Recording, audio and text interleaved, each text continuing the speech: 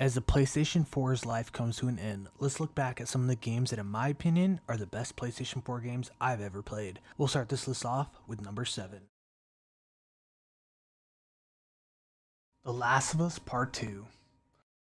This game is set 5 years after the first one, which was originally a PS3 game and later remastered for the PS4.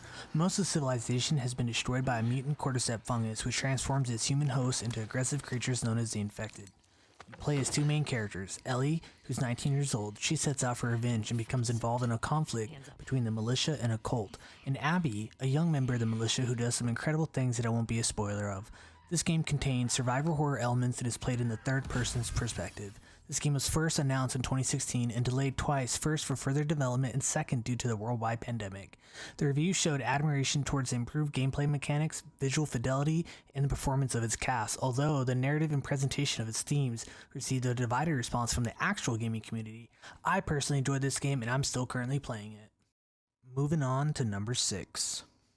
Uncharted: The Lost Legacy. This game was released August 22nd, 2017. It's a standalone expansion to Uncharted 4 and also the first Uncharted game not to feature Nathan Drake. Players control the treasure hunter and Nathan's old friend, Chloe Fraser, who seeks the tusk of Ganesh in the Western Ghats, the mountain ranges of India in the midst of a civil war, with help of ex-mercenary Nadine Ross and Nathan's brother Samuel Drake.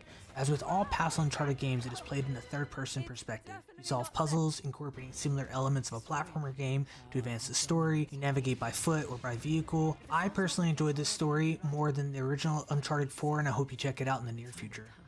Number 5. Final Fantasy VII Remake. A long time ago, actually, the early 2000s, that's crazy to say, Square Enix announced a remake for the PS2, alongside Final Fantasy 8 and 9, but nothing further was ever heard of the project. It was abandoned actually because of the increased challenge of developing on new hardware, and Square Enix would have ended up cutting content. I'm glad they didn't do that. The demand grew for a remake following the PlayStation 3 tech demo in 2005. I was so excited I went out and purchased a PS3 just for the remake of Final Fantasy VII. Fast forward to 2015, full production of the remake began for the PS4. This game was made under the Epic Unreal Engine. Shout out to Epic for doing something right. The remake came out April 10, 2020. 2 days after I got out of the military. Set in the cyberpunk city of Midgar, players control a well-known mercenary Cloud, as he and his eco-terrorist group known as Avalanche oppose a powerful megacorporation named Shinra from using the planet's life as an energy source. This gameplay combines real-time action with strategic and role-playing elements. As their trend continues, it is played in the third-person perspective. Even though this game is only 10 to 15% of the first game, and more to hopefully follow, I enjoyed this game dearly. I streamed it, I beat the boss Sephiroth, and I felt a sense of accomplishment. Thank you, Square Enix, and I'm excited for the next one. On to number 4, God of War. Almost 2 years prior to Final Fantasy VII Remake, on April 20th, 2018, the sequel to the 2010 God of War 3 released. Unlike previous games, which are pretty much based on Greek mythology, this game is rooted in Norse mythology, and the majority of it is in ancient Norway, in the realm of Midgar. For the first time in the series, there are two main characters, Kratos, the former Greek God of War who remains the only playable character, and his young son Atreus, who he just calls Boy a lot. Following the death of Kratos' second wife, Atreus' mother, they journey to finish her final request that her ashes be spread at the highest peak of the 9 realms. Kratos keeps his troubled past a secret from Atreus, who is unaware of his divine nature. I don't know how. Along their journey, they encounter monsters and gods of the Norse world. This game uses an over-the-shoulder free camera with the game in one shot as opposed to the fixed cinematic camera the previous entries had. It is the first 3D AAA game to use one-shot camera. This game also includes role-playing video game elements, and Kratos' son Atreus provides assistance in combat, sometimes. God of War received a number of perfect review scores, tying with the original God of War from 2005 as the highest rated game in the series. God of War was awarded Game of the Year in 2018. The thing is with God of War, I spent a lot of time playing this game when I was in Oklahoma for advanced leadership course in the army. My opinion is the same as everybody else's. This game is absolutely phenomenal, and I'm excited to see Kratos on the PS5. Number 3, Kingdom Hearts 3. Yeah, I know, this game isn't only on the PlayStation, it's on the Xbox as well, but boys and girls, it's a port of the PS4 version, and the PS4 has Kingdom Hearts 2.8 anyway. And if you're like me, you grew up playing the series on the past PlayStation consoles. The development and concept for the game began during the 7th generation of video game consoles. I later learned that there was always intended to be released during the 8th generation. Holy crap, we're almost done with the 8th generation of video game consoles? Anyway, this game has a huge place in my heart. Growing up playing the other installments on the PS2, Kingdom Hearts 3 was released January 29, 2019. The game serves as a conclusion to the Dark Seeker Saga story arc that began with the original game. Set after the events of Kingdom Hearts 3D Dream Drop Distance, returning is the main character Sora, who is joined by Donald Duck, Goofy, King Mickey, and Riku in the search for 7 Guardians of Light as they attempt to stop Xenoheart's plan to bring about a second Keyblade War.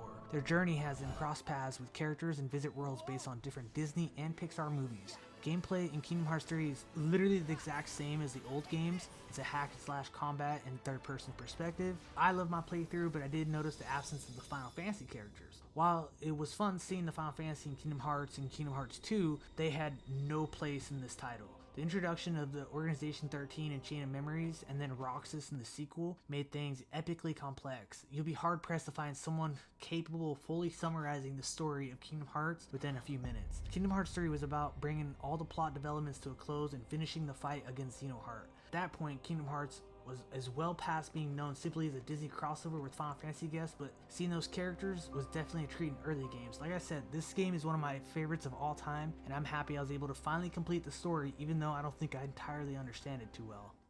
Number 2. Horizon Zero Dawn. Horizon is another game that isn't a PlayStation 4 exclusive anymore. It comes to PC August 7, 2020, which I might have to purchase and play in ultra hard mode. This story is set in the 31st century, in a world where humans live in scattered, tribal-like populations with limited access to technology. Their technologically advanced ancestors are remembered as the Old Ones. Large robotic creatures known as machines dominate the Earth. For the most part, they peacefully coexist with humans who occasionally hunt them for parts. However, a phenomenon known as the derangement has caused machines to become more aggressive towards humans, and larger and deadlier machines have begun to appear. Aloy, the main character, was cast out from the Nora tribe at birth and raised by an outcast named Rost. As a child, she obtained a Focus, a small augmented reality device that gives her special perceptive abilities. After coming of age, Aloy enters a competition called the Proving to win the right to become a Nora Brave, and by extension, a member of the Nora tribe. Obviously, she wins the competition, but Nora was attacked by cultists. She's almost killed by their leader, but later saved by Ross, who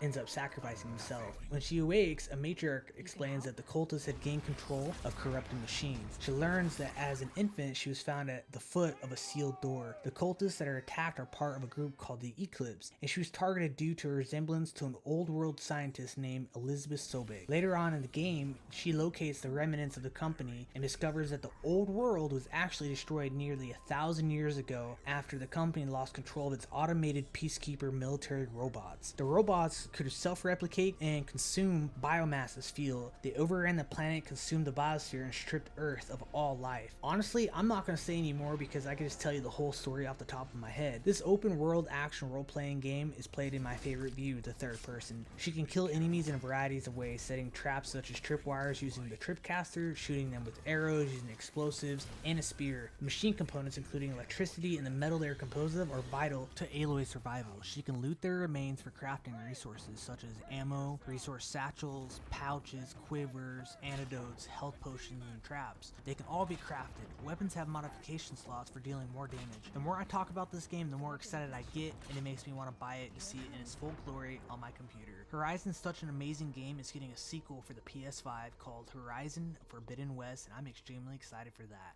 And finally, at number 1, Marvel's Spider-Man. This game was released September 7, 2018. It nearly got me kicked out of advanced leadership course because I played it all night long and woke up an hour and a half late for class. Spider-Man is an action-adventure game played in, yet again, the third person. In the main storyline, the superhuman crime lord, Mr. Negative, orchestrates a plot to seize control of New York City's criminal underworld. When Mr. Negative threatens to release a deadly virus, Spider-Man must confront him and protect the city while dealing with the personal problems of his civilian persona, Peter Parker. Spider-Man can freely move around New York City, interacting with characters, undertaking missions, unlocking new gadgets and suits by progressing through the main story or completing tasks. Outside of the story, the player is able to complete side missions to unlock additional content and collectible items. Combat focuses on chaining attacks together and using the environment and webs to incapacitate numerous foes while avoiding damage. The photo mode in this game is the best I've ever seen, and I actually used it. It allows the players to take pictures of Spider-Man using a variety of image filters, frames, and stickers for customization. The camera can be used to take selfies and can be freely moved around Spider-Man to capture him in any action.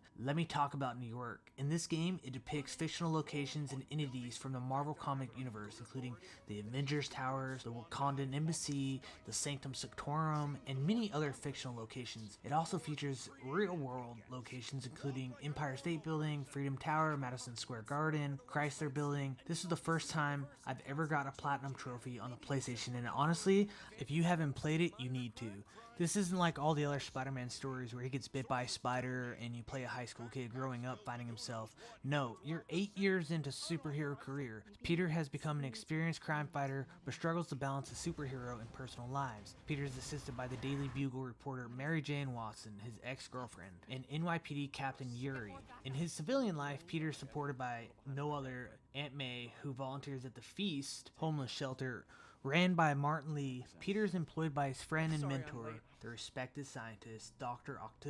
Octavius. That's right, Dr. Octavius is in this game. Spider-Man's adventure brings him into contact with other characters including Miles Morales, his parents, NYPD Officer Jefferson Davis and Rio Morales, Oscorp CEO and New York Mayor Norman Osborn, and Silver Sabalinova, leader of the private military company Sable International. Spider-Man's mission brings him into conflict with several supervillains everybody knows, beginning with his longtime foe and kingpin of crime in New York, Wilson Fisk, and a supernaturally powerful gang called the Inner Demons who begin dividing the city from Mr. Negative, who can corrupt people through his touch. Spider-Man must also confront Electro, Rhino, Scorpion, Vulture, Shocker, Taskmaster, Screwball, Tombstone, and several other characters, including Peter and Mary Jane's childhood friend Harry Osborn, who's supposed to be vacationing in Europe, and anti-Spider-Man podcast host J. Jonah Jameson. Spider-Man co-creator Stan Lee appears in a cameo role as a short order cook. That's right, Stan Lee's in this video game. This game has downloadable content, and it features appearances by Master Thief Black Cat and